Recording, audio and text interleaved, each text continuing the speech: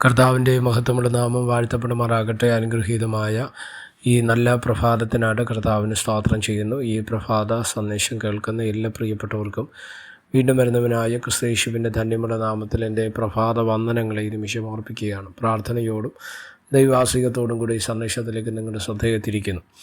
അപ്പോസ്തലപ്രവൃത്തികളുടെ പുസ്തകം 7-ാം അധ്യായം അതിൻ്റെ 21-ാമത്തെ വാക്യം. പിന്നെ അവനെ പുറത്തിട്ടപ്പോൾ ഫറവോൻ്റെ മകൾ അവനെ എടുത്ത് തൻ്റെ മകനെ വളർത്തി. മോശെ മിസ്രയീമ്യരുടെ സകല ജ്ഞാനവും അഭ്യസിച്ച് വാക്കിലും പ്രവൃത്തിയിലും സമർത്ഥനായിത്തീർന്നു. ഈ വാക്യങ്ങൾക്കായിട്ട് ദൈവത്തിന് സ്തോത്രം ചെയ്യുകയാണ്. വളരെ അനുഗ്രഹീതമായൊരു ചിന്താഭാഗം നിങ്ങളുമായിട്ട് പങ്കുവയ്ക്കുവാൻ കർത്താവിൽ ശരണപ്പെടുകയാണ്.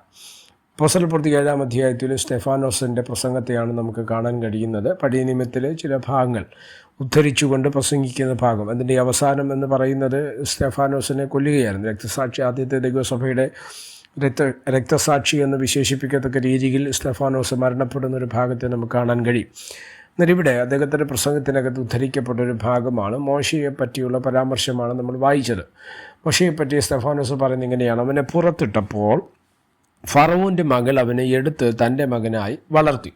ശ്രദ്ധിക്കുക, ആൺകുട്ടികളെ ജീവനോടെ ശേഷിപ്പിക്കരുത്, പ്രസവിക്കുമ്പോൾ തന്നെ ആൺകുട്ടികളെ കൊന്നുകളയണമെന്ന് മിസ്രയീം രാജാവായ ഫറവോൻ്റെ കൊട്ടാരത്തിൽ നിന്ന് കൽപ്പന പുറപ്പെടുവിച്ച ആ കാലങ്ങളിൽ ശില്പ എന്നും പൂവ എന്നും പേരുള്ള 2 സൂതി കർമ്മിണികൾ യഹൂദ കുടുംബങ്ങളിൽ ചെന്ന് ആൺകുട്ടികളെ കൊന്നുകൊണ്ടിരിക്കുന്ന സമയത്താണ് മോശെ എന്ന ദിവ്യസുന്ദരനായ ദൈവ പദ്ധതിയുള്ള പിന്നത്തേതിൽ ഇസ്രായേലിൻ്റെ വീണ്ടെടുപ്പിനും രക്ഷയ്ക്കുമായിട്ട് ദൈവം ഉപയോഗിച്ച മോശയുടെ ജനനം നടക്കുന്നത്. എന്നെ ശ്രദ്ധിക്കുന്ന ദൈവമക്കളോട് ഞാൻ പറയാം, ഏത് പ്രതിസന്ധിയുടെ നടുവിലാണ്, ഏത് പ്രതികൂലത്തിന് നടുവിലാണ് നീ ആയിരിക്കുന്നത് എന്നുള്ളത് ദൈവത്തിന് വിഷയമല്ല. സ്തോത്രം. നിങ്ങൾ ശ്രദ്ധിക്കണം, ആ കാലത്ത് ഒരു ആൺകുട്ടി പോലും രക്ഷപ്പെടുന്നില്ല, എല്ലാവരും മരണപ്പെടുകയാണ്. അതിൻ്റെ നടുവിലാണ് മോശയെ ദൈവം പരിപാലിപ്പാനിടയായി. എന്നെ ശ്രദ്ധിക്കുന്ന ദൈവമക്കളോട് ഞാൻ പറയാം, ഒരുപക്ഷെ നമ്മൾ വാഗ്ദത്തം സന്തതിയാണെങ്കിൽ, നമ്മൾ വാഗ്ദത്തം പ്രാപിച്ചവരാണെങ്കിൽ, അത് ചുറ്റിലും നമുക്ക് നിൽക്കാൻ കഴിയാത്ത തരത്തിലുള്ള പ്രതിസന്ധികളോ പ്രതികൂലങ്ങളോ ഉണ്ടായിരുന്നാൽ പോലും നമ്മൾ അതിനെ പ്രതിഭാരപ്പെടരുത്.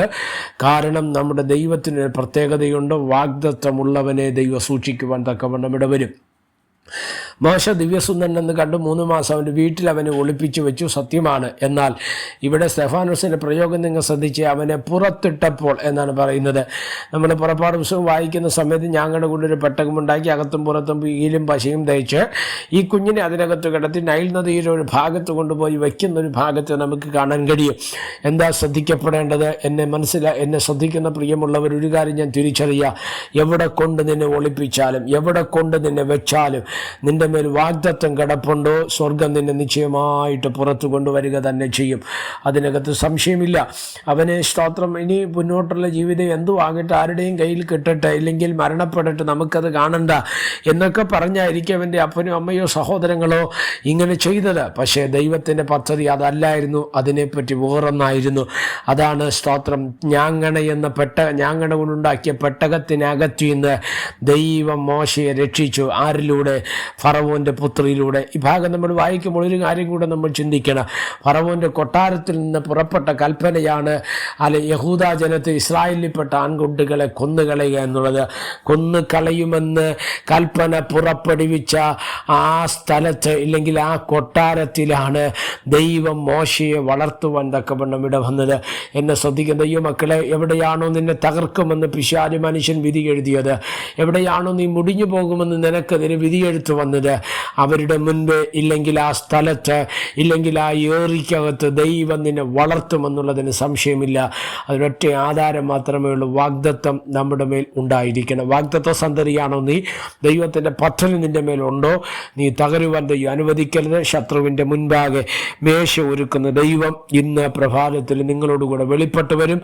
സ്വർഗം അതിനായിട്ട് നമ്മളെ സഹായിക്കട്ടെ. പ്രാർത്ഥിക്കാം. പരിശുദ്ധനായ ദൈവമേ, സ്വർഗീയ നല്ല പിതാവേ, ഈ സന്ദേശത്തിനായിട്ട് സ്തോത്രം ചെയ്യുന്ന, ഈ സന്ദേശം കേൾക്കുന്ന എല്ലാ പ്രിയപ്പെട്ടവരെ തൃക്കരങ്ങൾ തരുന്ന കൂടെ ഇരിക്കണം. മഹത്വം അങ്ങേക്ക്. യേശു കർത്താവിൻ്റെ നാമത്തിൽ പ്രാർത്ഥനകളെ കേൾക്കണം. സ്വർഗീയ നല്ല പിതാവേ, ആമേൻ. എല്ലാവരെയും ദൈവം അനുഗ്രഹിക്കട്ടെ. God bless you.